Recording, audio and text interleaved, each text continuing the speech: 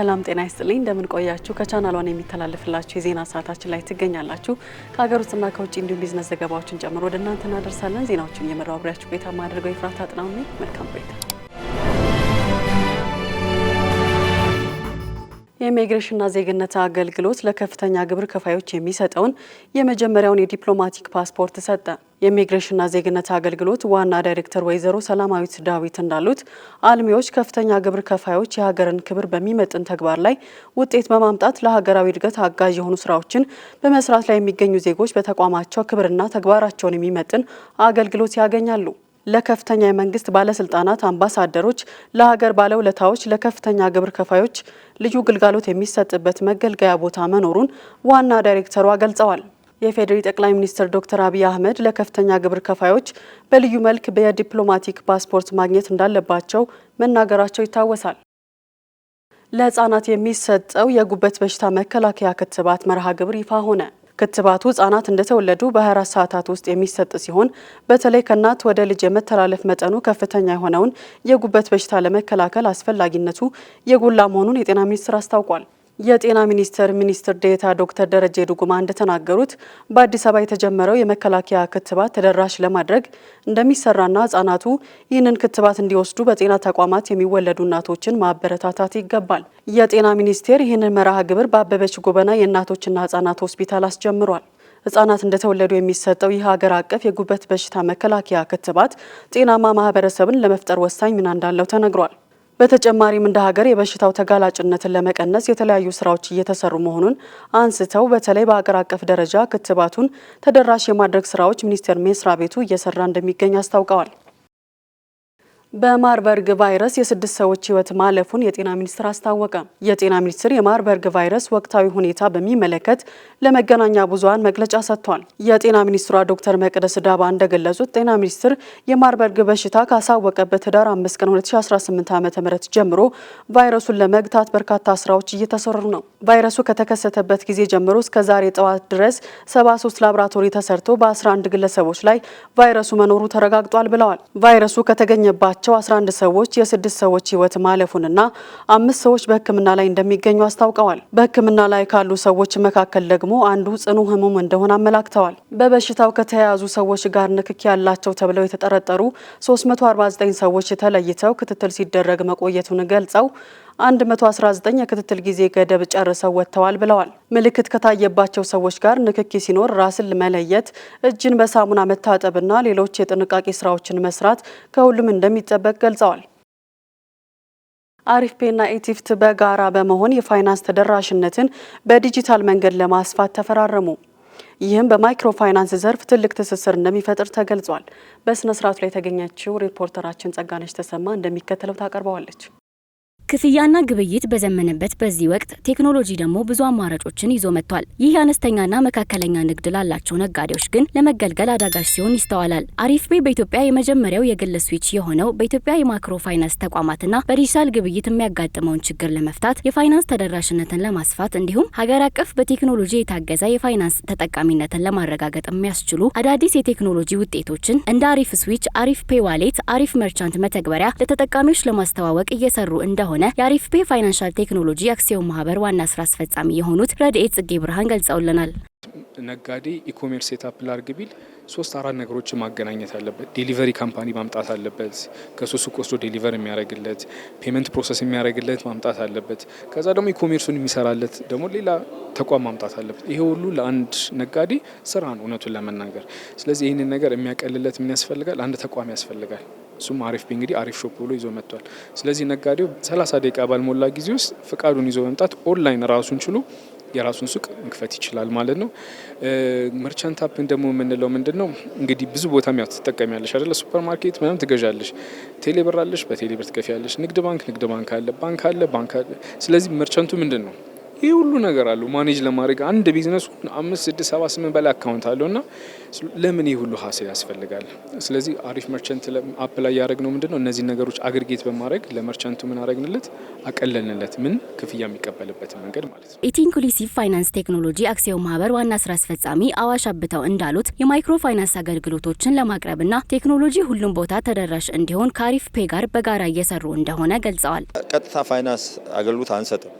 የኛ አባላቶች አሉ፣ ሜምበሮች አሉ። ቅድም ያልኩት ቁጥር ያላቸው ማይክሮ ፋይናንስ ተቋማት እና ካፒታል ጉድስ እነዚህ ብዙዎቹ የሚሰሩት ገጠር ላይ በተለይ ፋይናንስ ተደራሽነት የሌለባቸው ሪሞት ኤሪያ የሚባል። ስለዚህ ለነዚህ እስካሁን ቅርንጫፍም እየከፈትን ሳተላይት ኦፊስ እየከፈትን ኤጀንት እየፈጠርን እየሰራን ያለው። አሁን ከዚህ በላይ ደግሞ መጨመር አለብን። አንደኛ ሞባይል ዋሌት መጀመር አለብን። ስለዚህ እያንዳንዱ የሞባይል ዋሌት የያዘ ሰው ገጠርም ያለው ከተማም ያለው ሰርቪሱን ማግኘት የሚችልበት።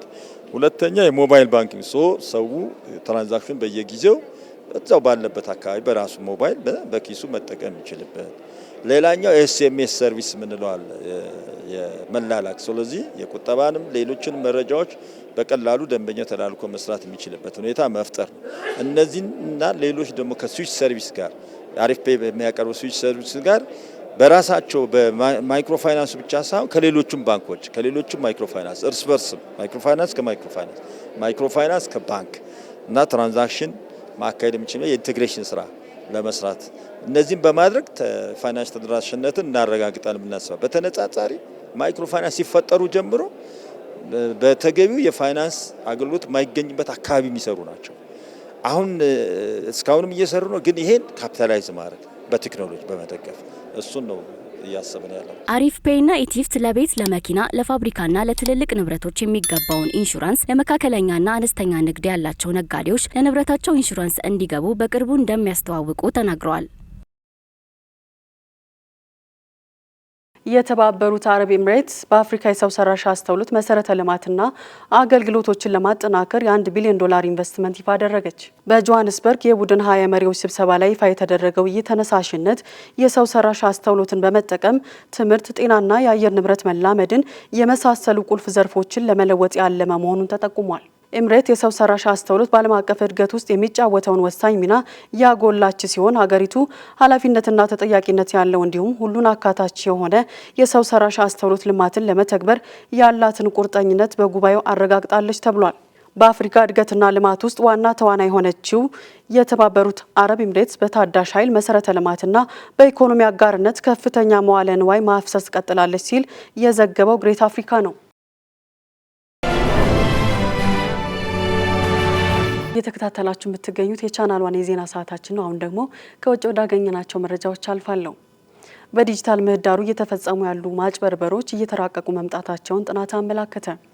የፍቅር ጓደኛ መፈለጊያ መተግበሪያዎችና የኦንላይን ሚዲያዎች ከፍተኛ የማጭበርበሪያ ስልቶች መሆናቸውም ተጠቁሟል። አናውል ተስፋ ተጨማሪ አለው።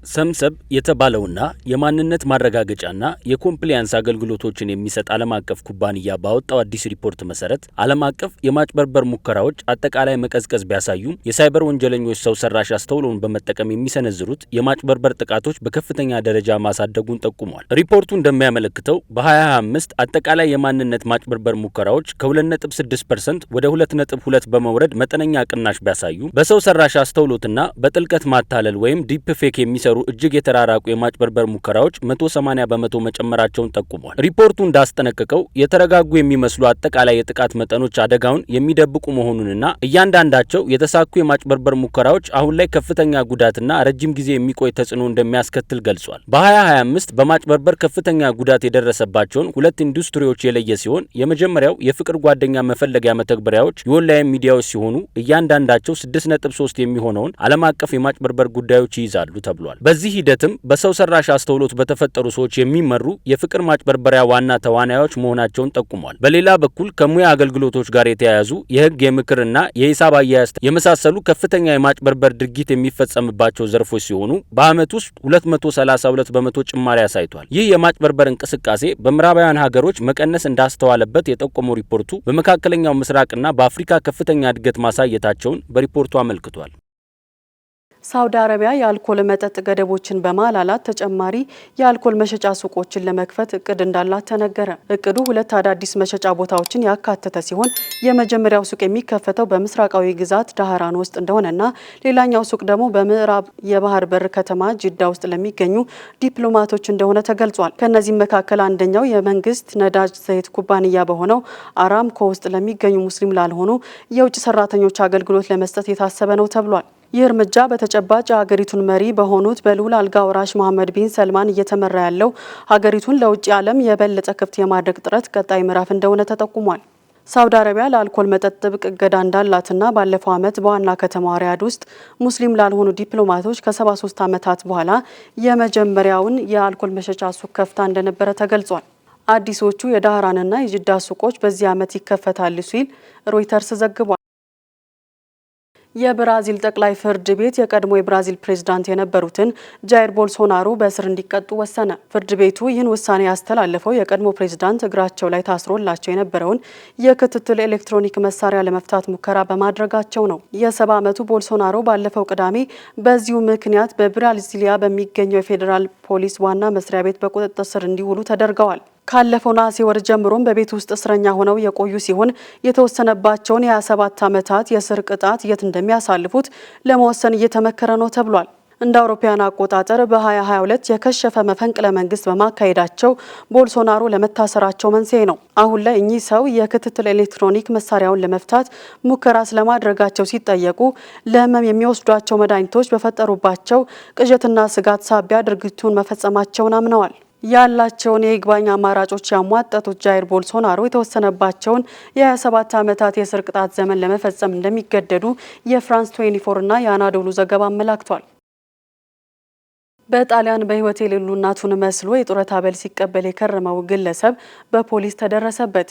ግለሰቡ የእናቱን አስክሬን ቤት ውስጥ ደብቆም ተገኝቷል። ለዝርዝሩ አማሩ ገብሩ።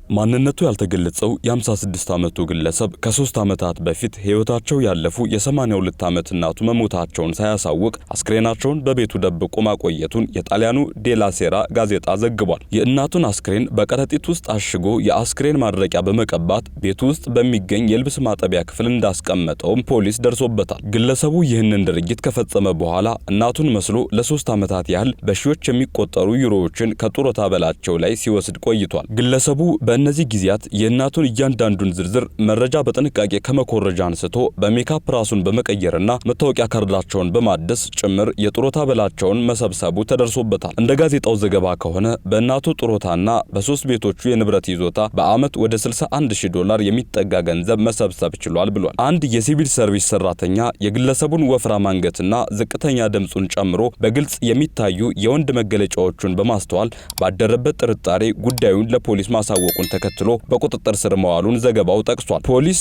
ቤቱን በሚፈትሽበት ወቅት የእናትየውን አስክሬን ከተደበቀበት ክፍል አግኝቷል። በዚህም ግለሰቡ አስክሬንን በህገ ወጥ መንገድ ማስወገድ በሚልና በከፍተኛ የማጭበርበር ወንጀል ክስ ተመስርቶበታል።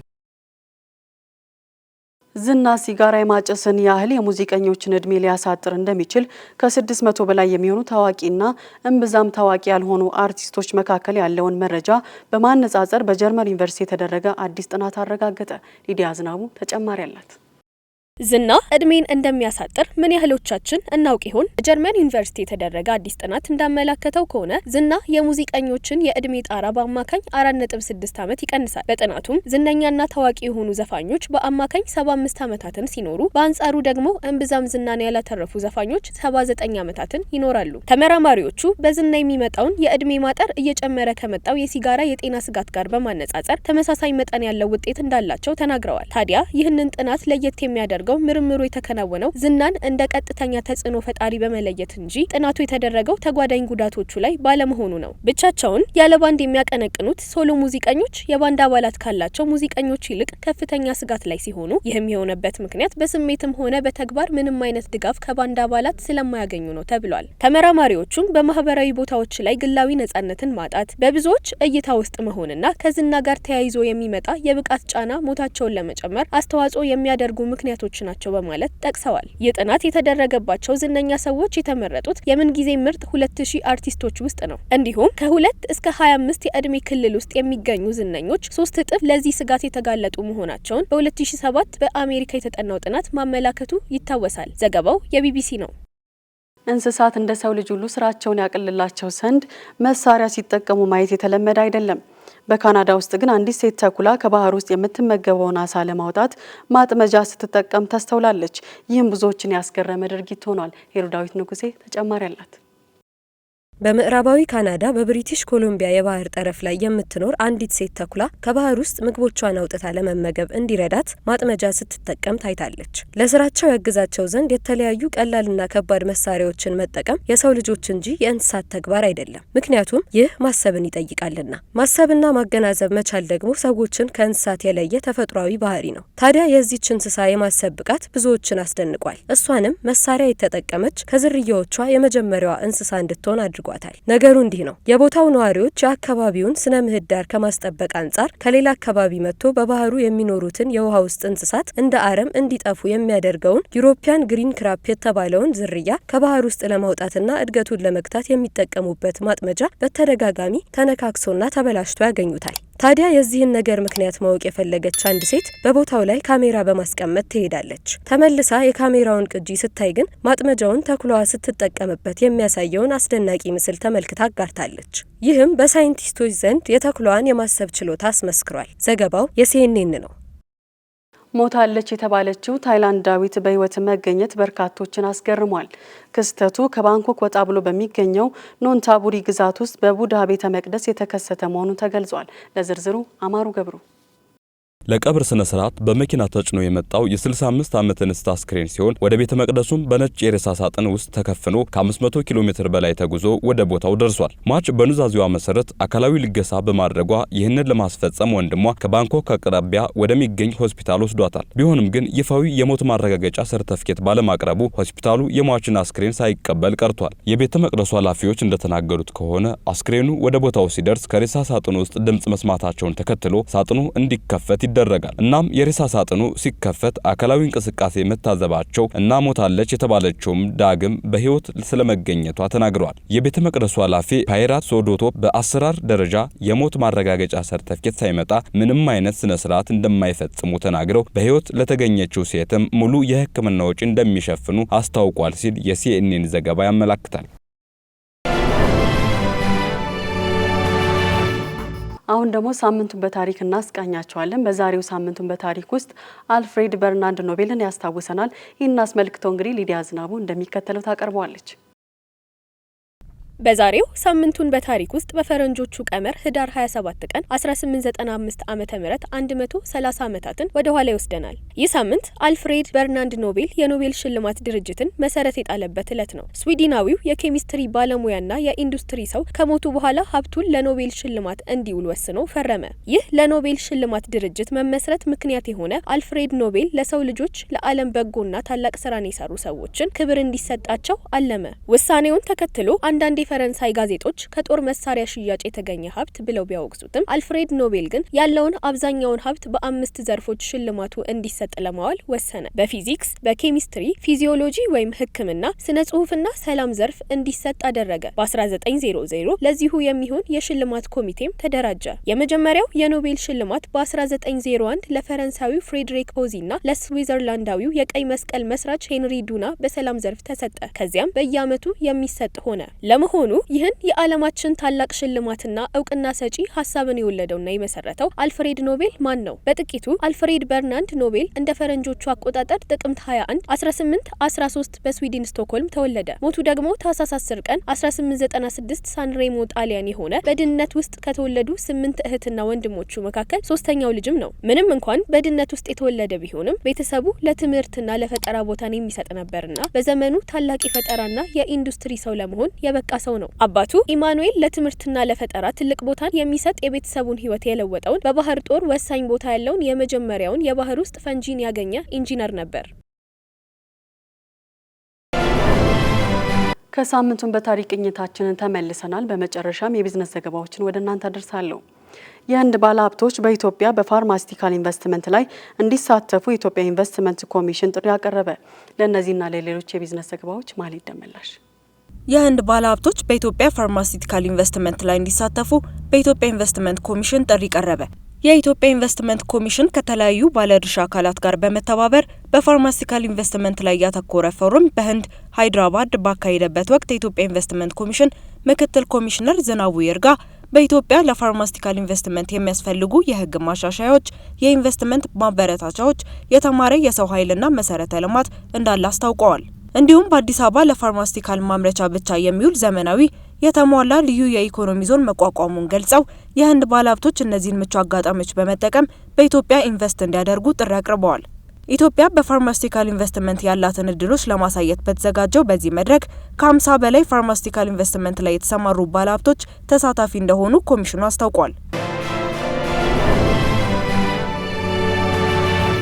ኢትዮጵያ የተቀቀለ የበግና የፍየል ስጋን ወደ ቻይና ለመላክ የሚያስችል ስምምነት ላይ መድረሷ ተነገረ። ባለፉት 2 ዓመታት የተቀቀለ ስጋን ወደ ቻይና ለመላክ የሚያስችሉ አካሄዶችን በመከተል የተለያዩ የዝግጅት ስራዎች ሲሰሩ መቆየታቸውን የእንስሳት ልማት ኢንስቲትዩት አስታውቋል። በተያያዘው ሳምንት የመጨረሻው የፕሮቶኮል ፊርማ ወይንም ስምምነት ከተደረገ በኋላ ምርቶቹ ወደ ቻይና ገበያ ለመላክ እንደሚቻልም ገልጿል። የተቀቀለ የበግ ፍየል ስጋ ለጊዜው ወደ ቻይና ለመላክ የተፈቀደ ሲሆን አምራቾችንና ላኪዎችን የማዘጋጀት ስራ እየተሰራ እንደሚገኝ ኢንስቲትዩቱ አስታውቋል። በዘርፉ የተሰማሩ ኢንዱስትሪዎች በማቀነባበር ሂደት ውስጥ አስፈላጊውን ቴክኖሎጂ እንዲጠቀሙ ድጋፍ እየተደረገላቸው እንደሚገኝም ጠቁሟል። ኢትዮጵያ በአሁኑ ወቅት ያሏትን ውስን የስጋ ምርት ተቀባይ ሀገራትን ቁጥር ለመጨመርና ከዘርፉ ያላትን ተጠቃሚነት ለማሳደግ አቅዳ እየሰራች ትገኛለች ብለዋል። ኢትዮጵያ በአብዛኛው የስጋ ምርቷን ጥቂት በሆኑ የገልፍ ሀገራት ላይ ለሽያጭ እንደምታቀርብ የኢንስቲትዩቱ መረጃ ያመላክታል።